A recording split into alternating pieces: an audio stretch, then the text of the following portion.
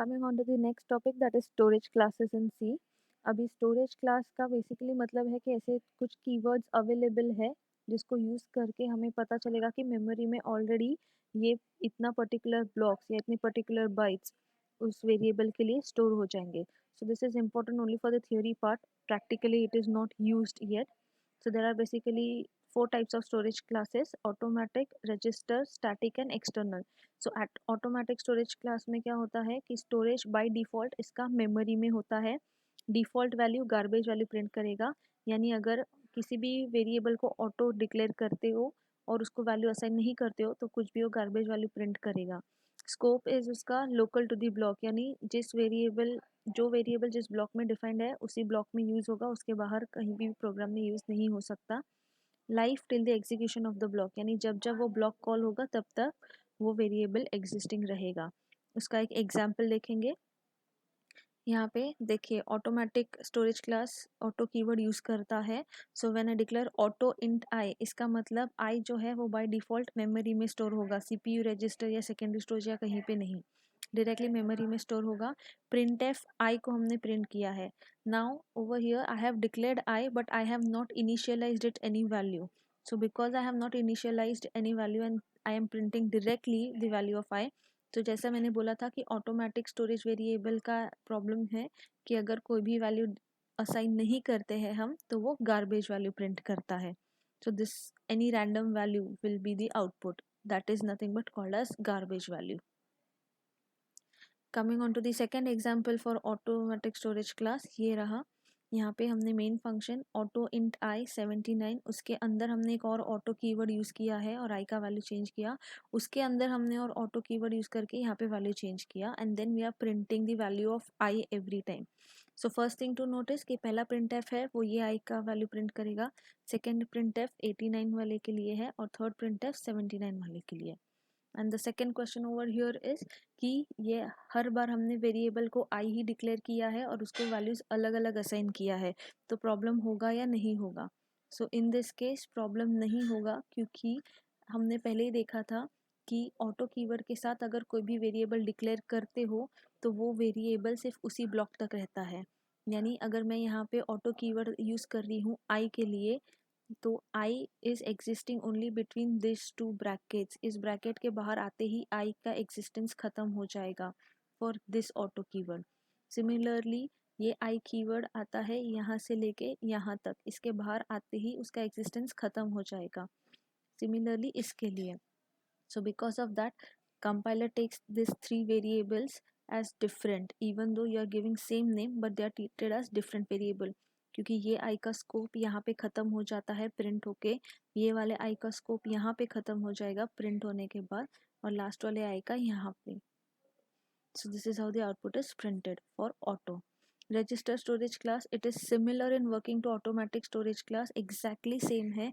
The only difference is कि instead of storage in memory, register मतलब कोई भी वैल्यू जब भी हम register int i करते हैं तो ये जो i है वो मेमोरी में स्टोर नहीं होगा. वो जो CPU रजिस्टर्स अवेलेबल रहते हैं 8 बिट 16 बिट या 32 बिट्स जो पड़ा रहेगा AX BX DSX के फॉर्म में रहते हैं, तो मेमोरी में नहीं बल्कि CPU रजिस्टर्स में वो वैल्यू स्टोर होता है. बाकी working and everything is same as automatic storage class. The next storage class is the static storage class. Static में भी स्टोरेज कैसा है, any keyword declared static, storage उसका मेमोरी में होगा, डिफॉल्ट वैल्यू उसका 0 होगा. Unlike register and auto default value वो गार्बेज प्रिंट करते हैं, लेकिन स्टैटिक में ऐसा नहीं है. स्टैटिक में डिफ़ॉल्ट वैल्यू 0 प्रिंट होता है. Scope it is local to the block जैसा ऑटो में था. लाइफ जब तक वो फंक्शन कॉल होते रहेगा तब तक स्टोरेज मतलब स्टैटिक वाला कीवर्ड विल बी एक्टिव. ये है उसका एग्जांपल. यहाँ पे हमने एक वेरिएबल है int i, उसको स्टैटिक डिक्लेयर किया है विच मीन्स बाय डिफ़ॉल्ट ये सबसे पहले तो मेमोरी में स्टोर होगा, और क्योंकि इसको कोई भी वैल्यू असाइन नहीं है that's why it is printing default value that is 0. The next example for static is over here. मैंने एक फंक्शन डिक्लेयर किया है void फंक्शन करके. मेन फंक्शन में क्या कर रही हूँ, मैंने एक बार फंक्शन कॉल किया है. सो फंक्शन कॉल देखते ही फंक्शन का नाम itself is function over here. So जब भी ये फंक्शन कॉल होगा सीधा कंट्रोल आएगा यहाँ पे. यहाँ पे static int i equals to ये 1 है, सॉरी 0 नहीं था, I over read it. So i equals to 1, so print f percent d comma i, तो ये पहले आई प्रिंट करेगा, तो आई का वैल्यू वॉज 1, फिर प्रिंट करने के बाद आई प्लस प्लस, तो जहाँ पे आई का वैल्यू 1 था अभी हो जाएगा 2, उसके बाद ब्रैकेट है तो सीधा जाएगा यहाँ पे, वापस फंक्शन कॉल है, वापस नीचे आएगा, आई का value was 2, so it will print 2 over here, वापस function call I का value 3 and it will print 3 over here. So this is how static keywords work, मतलब ये सारा storage जो है वो जाएगा सीधा memory में. And the last storage class is the external storage class.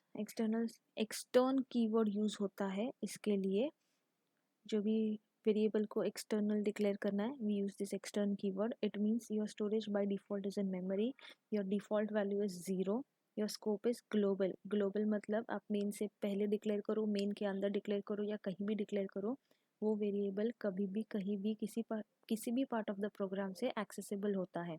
पिछले वैल्यूज़ की तरह नहीं कि ब्रैकेट ओपन हुआ और ब्रैकेट क्लोज हुआ तब तक ही वो वेरिएबल यूज़ होगा, ऐसा कुछ नहीं होता है इसमें. वेरिएबल्स जब स्टैटिक डिक्लेयर किए जाते हैं, सॉरी एक्सटर्न डिक्लेयर किए जाते हैं, उसका एग्जांपल हमने यहाँ पे दिया है. Over here I have written x equals to 12, तो इसको बोलते हैं ग्लोबल डिक्लेरेशन कि x ओवरऑल प्रोग्राम में कहीं पे भी यूज हो सकता है क्योंकि इसको हमने मेन के बाहर डिक्लेयर किया है. अगर हमने एक्सटर्न नहीं लिखा होता, सिर्फ इंट y होता, तो ये जो y है वो इस ब्रैकेट के बाहर यूज नहीं हो पाता. बट बिकॉज हमने इस y को मेन के अंदर लिख के इसको एक्सटर्न डिक्लेयर किया है, which means even though it is inside main, it can be used entire program में फ्रॉम एनीवेयर. तो इसके लिए देखो हमने यहाँ पे एक्सटर्न लिखा है इंट y को वैल्यू असाइन नहीं किया है, लेकिन ब्रैकेट खत्म होने के बाद हमने y को वैल्यू असाइन किया है. Still the program will run because it is declared as extern, which means ये y is a global variable now, तो उसको कभी भी कहीं पे भी कोई भी वैल्यू असाइन कर सकते हो या कहीं से भी इसको कॉल कर सकते हो. So this is all about storage classes and that completes our fourth module all about functions.